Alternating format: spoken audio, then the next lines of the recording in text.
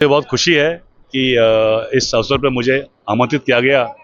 महाराजा गंगा सिंह से बड़ा कोई आदमी नहीं है, कोई नेता नहीं है। जो राजा थे उन्हें जो कुछ सिखाया उनके पथों पे तो हम चल रहे हैं आज की तारीख में। जैसे मैंने कहा था अभी कि राव शेखावत जी के तो वंशज है, लेकिन महाराजा गंगा सिंह जी को हमने बहुत फॉलो किया है। और मैं जानता हूँ कि उनकी जो प्रतिभा थी, उनकी जो ये सम्मान था, वो पूरे हिंदुस्तान में फैलना चाहिए। और जैसा कि अभी हमने बात की थी कि एनसीईआरटी बुक्स में ऐसे जो महानुभाव हैं, इनके पर्सनैलिटीज़ के ऊपर एक चैप्टर होना चाहिए। मेरा ये विचार है। बाकी मेरी तरफ से तमाम बीकानेर संभाग को, सबको, क्षत्रिय समाज को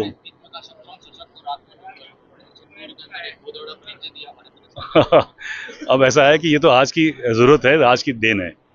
आज की तारीख में अगर हम अपने आप को सशक्त नहीं बनाएंगे तो कोई विदेशी ताकतें हैं हमें आने वाले में नए हथियार देंगी, नए एमिनेशन देंगी। हमें आत्मनिर्भर भी होना पड़ेगा।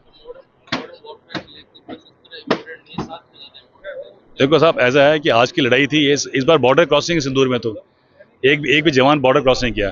तो आधी चीज़ें इसे परसेप्शन वॉर बोलते हैं कि आपकी सोच में क्या है। तो परसेप्शन वॉर में तो कोई हार जीत होती नहीं, वो जो आपकी इच्छा है। लेकिन जब समय आएगा तब स्वॉर्ड और सोल्जर, तलवार यानी जो है जवान, वो साथ ही जाएगा साथ में। उसके अल्टीमेट विक्ट्री वही है जब दुश्मन के, आप आज बोला भावलपुर में हमने मिसाइल दाग के उनके डिस्ट्रॉय कर दिए उनके आतंकवादी। समय आएगा जब हमें भावलपुर ही पहुंचना पड़ेगा और वहाँ पर जाके हमारा जब झंडा गड़ेगा वही असली विक्ट्री है। और वो समय दूर नहीं है। मैं तो ये विचार है कि आने वाले एक साल के अंदर युद्ध तो होना ही होना है। मैं तो चाहता हूँ युद्ध होए ताकि हमारा जो शौर्य मिले और कुछ तो काम करने का हमें समय मिले। और सिंदूर का अल्टीमेट वही है कि जब तक हम भावलपुर नहीं पकड़ते, मेरा तो विचार है। अब थिएटर कमांड तो मेरे से बहुत दूर है, इसके मैं क्या बताऊँ आपको, ये मेरा टॉपिक नहीं है।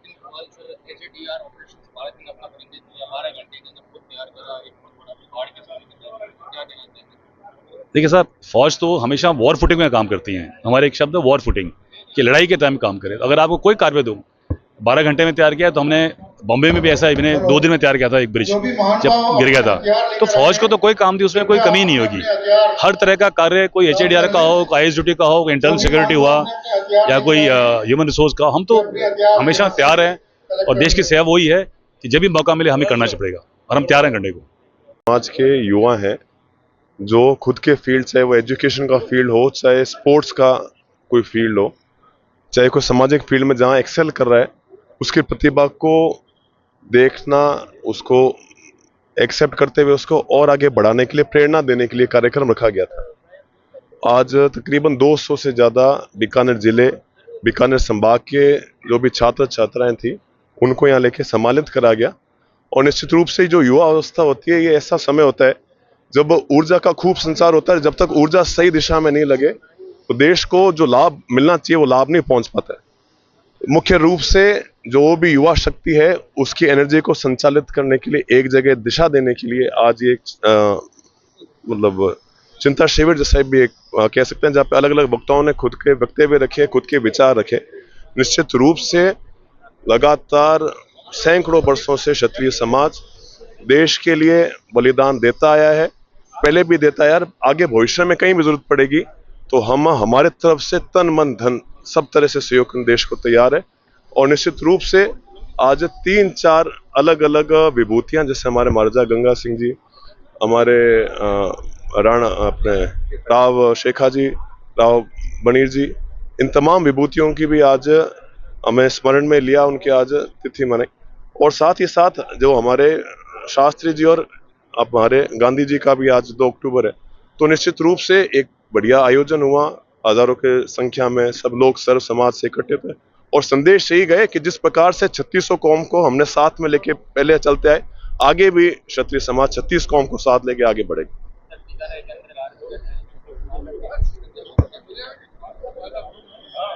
मुख्य तौर पर यह है एक बड़ा ट्रेनिंग सेंटर। देखिए, आप देखते आएंगे जो भी सीकर जैसे बेल्ट है, सीकर के अंदर पुराने टाइम से काफी टाइम से संचालन होते आ रहा है। और जितने भी शूरवीर हुए हैं हमारे क्षेत्र में, उनका रक्त तो लगातार चलते आ रहा है। अब मोटी बात है उसको तराशने के लिए तो निश्चित रूप से बीकानेर जो संभाग मुख्यालय है, आप देख लीजिए चूरू का, आपके हनुमानगढ़, गंगानगर, बीकानेर, निश्चित रूप से पश्चिमी राजस्थान के लिए एक नई दिशा होगी अगर यहाँ पर एक ट्रेनिंग अकेडमी बड़ी खुलती है। तो निश्चित रूप से इस पर हम कोशिश करेंगे, जहां पर भी मार्गदर्शन लेना पड़ेगा मार्गदर्शन लेंगे, अगर दिल्ली जाके बात करनी पड़ेगी वहां पर निश्चित रूप से बात करेंगे। आज बहुत ही खुशी का पर्व है, राज्यसभा एवं ट्रस्ट की ओर से दिन है कि 5 खास ओकेजन है। एक तो माता गंगा जी की जयंती है, राव शेखा जी की जयंती है, राव बनीर जी की जयंती है और गांधी जी का भी जन्मदिन, शास्त्री जी का जन्मदिन आज है। सो आज से मेरे ख्याल से पावन दिन कोई हो नहीं सकता और खासकर योद्धाओं के लिए शस्त्र पूजा से बड़ा कोई सम्मान या बड़े कोई इज्जत नहीं है। मुझे खुशी है कि मुझे आज मौका मिला है कि बीकानेर की पावन धरती पे आके शस्त्र पूजा करके मैं खुद अपने आप को बहुत गौरवान्वित मानता हूँ और चाहता हूँ कि हमारा देश इस पूरे प्रकरण में आगे बढ़े और भारतीय फौज की तरफ से मैं सबको एक बार फिर से बधाई देना चाहता हूँ और इस पावन अवसर के ऊपर सबको मेरी बहुत बहुत क्षमागणी। जय हिंद। सेना में भी है, सेना का भी कहना है शस्त्री है क्योंकि देश की रक्षा के लिए क्या मानते हैं आप, क्या माने ऑपरेशन सिंदूर के बाद इस तरीके के हालात हैं? ऑपरेशन सिंदूर अभी खत्म नहीं हुआ है, ऑपरेशन सिंदूर अभी चल रहा है और मेरा तो मानना है कि लड़ाई का जो माहौल है वो आने वाले साल में या आने वाले अगले साल में ज़रूर मिलेगा और ये धरती हमारी है, राजस्थान की, बीकानेर की, यहीं से हमारा ऑफिसर जाएगा और दुश्मन के भावलपुर में हमने पिछली बार तो मिसाइल से अटैक किया था, इस बार हम खुद ग्राउंड फोर्सेस जाके 100 किलोमीटर के अंदर जाके भावलपुर को कैप्चर करने तक की हमारे में काबिलियत है और भगवान की इच्छा है और अगर इच्छा हुई दुर्गा माता की, देवी की, तो हम जरूर ये हासिल कर पाएंगे, मेरा यकीन है। शस्त्र से इम्पोर्टेंट चीज़ सोल्जर के लिए और कुछ हो ही नहीं सकता, हमारे लिए तो यही है, पहला है और आखिरी हथियार है।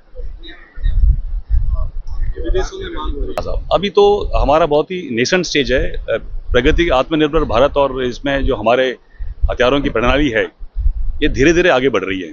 आने वाले मेरे ख्याल से 5 साल या 8 साल के अंदर तकरीबन 70-80% हथियार हम अपने आप बना सकें। 100% हथियार बनाना किसी देश के लिए काबिल नहीं, क्योंकि कई एक कंपोनेंट्स होते हैं, कई एक आइटम है जो हमें बाहर से लेने पड़ेंगे, पर टेक्नोलॉजी डेवलप करने में समय लगता है। पर मेरा ये मानना है कि 5 से 7-8 साल के अंदर हम 70 से 80% तक आत्मनिर्भरता हासिल कर लेंगे। इस टेक्नोलॉजी का तो अभी हमें और भी ज़रूरत पड़ेगी क्योंकि टेक्नोलॉजी ही अल्टीमेट वेपन सिस्टम है और हमारे जो IITs हैं, हमारे जो डिफेंस इंडस्ट्री है, ये इस चीज़ पे बहुत प्रगति कर रही है और नीति आयोग की तरफ से भी भारतीय सरकार को और हमारी डिफेंस इंडस्ट्री को, DRDO को इसकी काबिलियत मिली। आपने देखा अग्नि की परीक्षा के बाद हमने मिसाइल लॉन्च की है, अब हम ट्रायड की तरह लैंड, एयर और सी तीनों से हम लॉन्च कर सकते हैं। एक स्पेस का आइटम रह गया बाकी और स्पेस से भी लॉन्च व्हीकल से हम अगर ये हासिल कर लेंगे तो स्पेस टेक्नोलॉजी हमारी बहुत आगे है। मुझे यकीन है कि आने वाले सालों में और चंद सालों में हम हमारी जो सेना की क्षमता है और भारत की क्षमता काफ़ी आगे तक चली जाएगी। लेफ्टिनेंट जनरल पदम सिंह शेखावत, मैं इंडियन आर्मी में हूँ, अभी मैं जबलपुर में मध्य भारत एरिया का GOC हूँ।